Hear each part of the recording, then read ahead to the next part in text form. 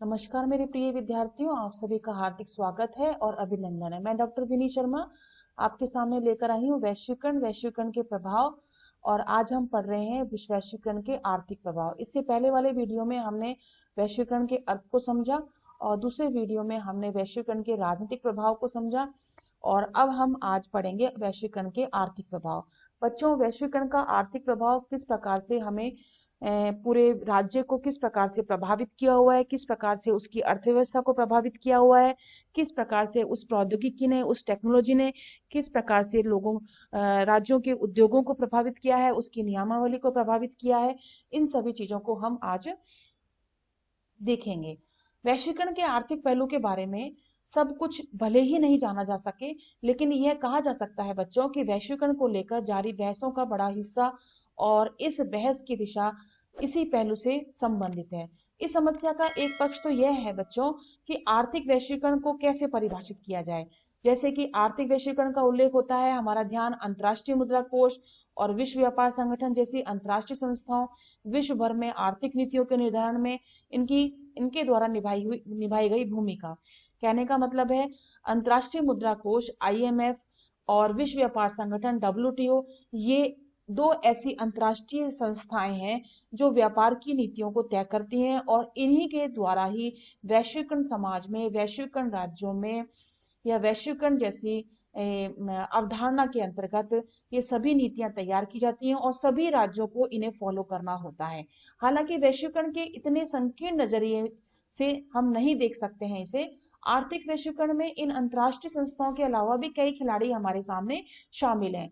आर्थिक वैश्वीकरण को अधिक व्यापक नजर से हम समझने के लिए हमें इससे होने वाले आर्थिक फायदों के बंटवारे के अर्थ में भी सोचना होगा। इस संदर्भ में कि किसे वैश्वीकरण से सबसे ज्यादा फायदा हुआ है और किसे सबसे कम, यह देखने की आवश्यकता है कि वैश्वीकरण के कारण किसे ज्यादा नुकसान हुआ है। अमूमन हम ये देखें बच्चों कि जिस प्रक्रिया को आर्थिक वैश्वीकरण कहा जाता है, उसमें दुनिया के विभिन्न देशों के बीच आर्थिक प्रवाह तेज हो जाता है। कुछ आर्थिक प्रवाह स्वेच्छा से होते हैं, जबकि कुछ अंतर्राष्ट्रीय संस्थाओं और ताकतवर देशों द्वारा जबरन लादे जाते हैं या थोप दी जाते हैं। जैसा कि हमने इस अध्याय की शुरुआत में भी देखा था कि ये प्रवाह कई किस्म के होते हैं, जैसे वस्तुओं का, पूंजी का, जनता का, विचारों का, ये सब प्रवाह। वैश्वीकरण के चलते पूरी दुनिया में वस्तुओं के व्यापार में इजाफा जरूर हुआ है।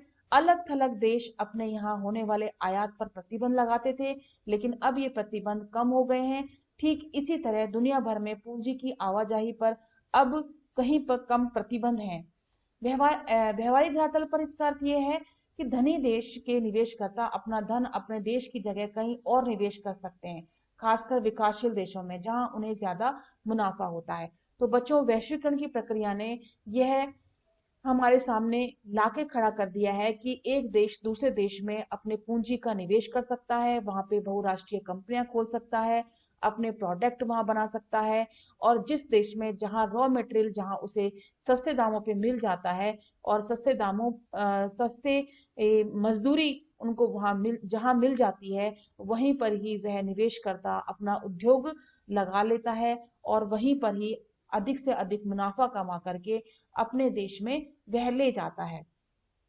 वैश्वीकरण के चलते अब विचारों के सामने राष्ट्रों की सीमाओं की बाधा नहीं रही है, उनका प्रवाह अबाध रूप से काफी उठ खड़ा हुआ है। इंटरनेट, कंप्यूटर से जुड़ी सेवाएं, इनका सबका एक विस्तार हो चुका है। ये हमारे लिए एक महत्वपूर्ण उदाहरण प्रस्तुत करते हैं। लेकिन वैश्वीकरण के कारण जिस सीमा तक वस्तुओं और पूंजी का प्रभाव बढ़ा है, उस सीमा तक लोगों की आवाजाही नहीं बढ़ी है। विकसित देश अपने वीजा नीति के जरिए अपनी राष्ट्रीय सीमाओं को बड़ी सतर्कता से अभेद्य बनाए रखते हैं, ताकि दूसरे देशों के नागरिक विकसित देशों में आकर कहीं उनके नागरिकों की नौकरी धंधे में हथिया लें। तो देखो कितनी बड़ी जो बात है इसमें ये बताई गई है। विकसित देश क्या करते हैं, अपनी वीजा नीति को बीच में लेकर आते हैं और उसके माध्यम से एक नागरिक जो है, यानी एक विकासशील देश का नागरिक विकसित देश में आकर के उन उन विकसित देशों के नागरिकों की नौकरियों को न हथिया ले, इस आशंका से वो वीजा नीति का पालन करते हैं या वीजा नीति को वह बीच में ला करके एक सीमा रेखा या सतर्कता के रूप में ला खड़ा कर देते हैं। वैश्वीकरण के परिणामों पर सोचते हुए हमें इस बात पर ध्यान रखना चाहिए बच्चों कि हर जगह एक समान नीति अपना लेने का मतलब यह नहीं होता कि हर जगह परिणाम भी समान होंगे। हमेशा सभी जगह एक जैसे परिणाम नहीं मिल सकते हैं। वैश्वीकरण के कारण दुनिया के अलग अलग हिस्सों में सरकारों ने एक सार आर्थिक नीतियों को अपनाया है, लेकिन विश्व के विभिन्न भागों में इसके परिणाम भी बहुत अलग अलग हुए हैं। आप देख सकते हैं बच्चों कि वैश्वीकरण के कारण आईएमएफ यानी अंतर्राष्ट्रीय मुद्रा कोष, डब्ल्यूटीओ विश्व व्यापार संगठन, ये पूरे विश्व के लिए एक जैसी नीतियां बनाते हैं।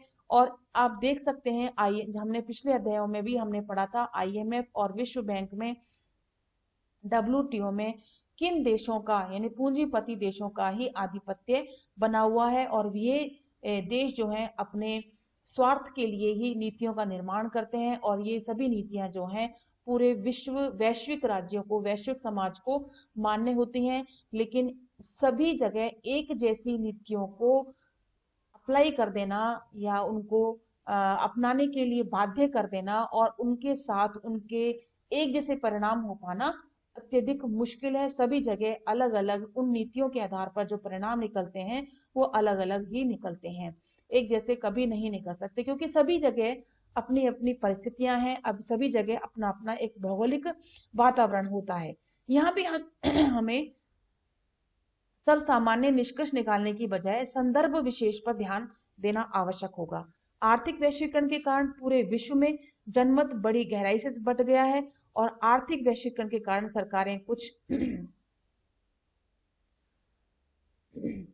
कुछ जिम्मेदारियों से अपने हाथ को खींच रही हैं, और इससे सामाजिक न्याय से सरोकार रखने वाले लोग चिंतित हो गए हैं। इनका कहना यह है कि आर्थिक वैश्वीकरण से आबादी के एक बड़े छोटे तबके को फायदा होगा, जबकि नौकरी और जन कल्याण, शिक्षा, स्वास्थ्य, साफ सफाई की सुविधा आदि के लिए सरकार पर आश्रित रहने वाले लोग बदहाल हो जाएंगे। कहने का मतलब है, इस वैश्वीकरण के, आर्थिक वैश्वीकरण के कारण आबादी का एक छोटा सा वर्ग ही है जो सिर्फ नौकरी प्राप्त कर सकता है, जन कल्याणकारी कार्यों में अपनी भागीदारी सुनिश्चित कर सकता है, लेकिन समाज का एक बहुत बड़ा वर्ग एक ऐसा भी है जो इस वैश्वीकरण के दुष्प्रभाव से ग्रसित होता जा रहा है।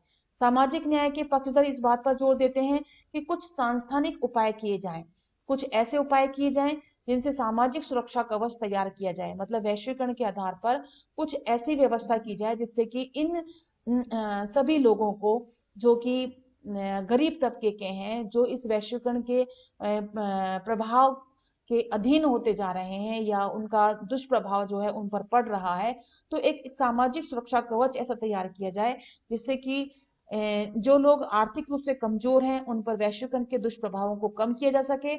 और दुनिया के अनेक आंदोलनों की मान्यता यह भी है कि सामाजिक सुरक्षा कवच की बात अव्यावहारिक है और इतना भर उपाय पर्याप्त नहीं होगा। कहने का मतलब यह है कि विश्व में जिस प्रकार से आंदोलन किए जा रहे हैं सामाजिक सुरक्षा को लेकर के, वे सभी निराधार हैं। उनसे किसी भी प्रकार का भला जो है इन ऐसे लोगों के लिए जो कि आर्थिक रूप से कमजोर लोग हैं, उनके ऊपर किसी प्रकार से सामाजिक सुरक्षा कवच कार्य नहीं कर पाता है। और गरीब देश आर्थिक रूप से बर्बादी की कगार पर पहुंच चुके हैं, और खास तौर से इन देशों के गरीब लोग एकदम बदहाल हो चुके हैं। और कुछ अर्थशास्त्रियों ने आर्थिक वैश्वीकरण को विश्व का पुनः उपनिवेशीकरण भी कहा है। कहने का मतलब ये है कि जिस प्रकार से प्राचीन समय में या इतिहास में यदि हम झांक कर देखें तो उपनिवेशीकरण पहले हम उन विकासशील देशों के ऊपर, वो विकसित राष्ट्रों ने हमारी राजनीतिक व्यवस्था, आर्थिक व्यवस्था, सामाजिक व्यवस्था पर सीधे सीधे ही नियंत्रण स्थापित कर लिया था। लेकिन अब हम वर्तमान में देख सकते हैं बच्चों कि इस आर्थिक वैश्वीकरण ने किस प्रकार से हमें आर्थिक रूप से उपनिवेश बना दिया है। हमें इस प्रकार से, हम इसे नव उपनिवेशीकरण भी कह सकते हैं, कि हमें उन बहुराष्ट्रीय कंपनियों और बहुराष्ट्रीय कंपनियों के साथ साथ उन पूंजीवादी राष्ट्रों के अधीन कर दिया है। हमारी पूरी अर्थव्यवस्था जो है उन पूंजीवादी देश, उन विकसित देशों के अंतर्गत एक तरीके से नियंत्रित हो चुकी है। उन्हीं के नियमावली, उन्हीं के कानूनों के द्वारा ही नियंत्रित हो चुकी है। उन्हीं के आधार पर ही हमारे सारे उद्योग धंधे और सारी संपदा जो है चाहे वह हमारा रॉ मटेरियल हो, वो सभी चीजें जो है उनके अधीन आ चुकी हैं। आर्थिक वैश्वीकरण की प्रक्रियाओं के समर्थकों का तर्क है कि इससे समृद्धि बढ़ती है और खुलेपन के कारण ज्यादा से ज्यादा आबादी की खुशहाली बढ़ती है। व्यापार की बढ़ती व्यापार की बढ़ती से हर देश का अपना बेहतर कर दिखाने का मौका मिलता है। इससे पूरी दुनिया को फायदा होगा। और इन लोगों का कहना है कि आर्थिक वैश्वीकरण अपरिहार्य है, मतलब आवश्यक है, और इतिहास की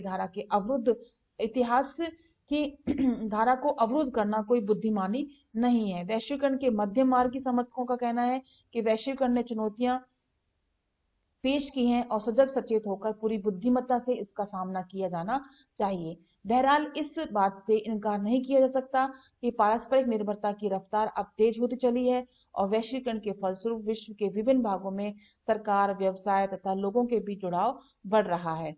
तो बच्चों, हम देख सकते हैं वैश्वीकरण ने किस प्रकार से हमारे ऊपर नकारात्मक प्रभाव डाला है, सामाजिक न्याय की परिभाषा को परिवर्तित कर दिया है, और एक प्रकार से हमें इस वैश्वीकरण ने आर्थिक दृष्टि से इन वैश्विक संस्थाओं के अधीन बना लिया है। यह भी एक सच्चाई है कि आर्थिक वैश्वीकरण ने खुलापन लेकर आया है, खुशहाली भी लेकर आया है, लेकिन वो जो लोग दीनहीन गरीब हैं, जो तबके में बहुत कमजोर हैं, उनके लिए एक प्रकार से वैश्वीकरण एक अभिशाप के रूप में स्थापित हो चुका है। आप इस चित्र के माध्यम से देख सकते हैं नए बाजारों पर कब्जा। आप देख सकते हैं किस प्रकार से, देख लो, ये जो बताया गया है, डोनाल्ड मैकडोनाल्डीकरण और ये सब चीजें, है ना, ये सब चीजों को देख सकते हैं कि किस प्रकार से जो गरीब लोग हैं वो इस बढ़ती हुई इस वैश्वीकरण के कारण, एक तरह से हम देखें जो विदेशी कंपनियां हैं वो हमारे स्वयं के देश की जो कंपनियों पर किस प्रकार से कब्जा कर रही हैं, और हमारे लघु कुटीर उद्योग जो है वो किस प्रकार से हमारे खत्म होते जा रहे हैं। इन लघु कुटीर उद्योगों के खत्म होने से और मशीनीकरण के आने से कितने प्रकार के दुष्प्रभावों से हम ग्रसित होते जा रहे हैं। और बच्चों, हम इसमें ये भी देख सकते हैं कि आर्थिक वैश्वीकरण के कारण जो प्रभाव हमारे ऊपर पड़ रहा है, वो जितना सकारात्मक प्रभाव हमारे ऊपर पड़ रहा है उससे कहीं ज्यादा प्रभाव नकारात्मकता को हम देख सकते हैं। सबसे पहले तो हमने देखा गरीबों के ऊपर, उस समाज के कमजोर वर्गों के ऊपर इस वैश्वीकरण ने एक बर्बादी की कगार पर लाके खड़ा कर दिया है। और जो हम बात करते हैं एक सामाजिक न्याय के कवच की बात करते हैं, सामाजिक सुरक्षा के कवच की बात करते हैं, उसको एक कार्य रूप में परिणत कर पाना पूरे वैश्विक स्तर पर अव्यवहारिक सा प्रतीत होता है। तो इसी के साथ ही हम बता सकते हैं कि आर्थिक वैश्वीकरण हमारे लिए जितना लाभदायक है उतना ही हमारे लिए कहीं ज्यादा नुकसानदायक भी है। हमारी पारस्परिक निर्भरता इतनी तेजी से बढ़ती जा रही है, हमारी जो डिपेंडेंसी है एक दूसरे के ऊपर इतनी ज्यादा बढ़ती जा रही है, जिससे कि पूरा विश्व, विभिन्न भागों में सरकार और व्यवसायों के बीच में एक जुड़ाव भी बढ़ रहा है, लेकिन इन जुड़ाव का कारण नकारात्मकता की तरफ भी देखने को मिलता है। तो इसी के साथ ही ये वीडियो हमारा यहीं समाप्त होता है, और नेक्स्ट वीडियो में हम इसके सांस्कृतिक प्रभाव पर चर्चा करेंगे। तब तक के लिए धन्यवाद और नमस्कार।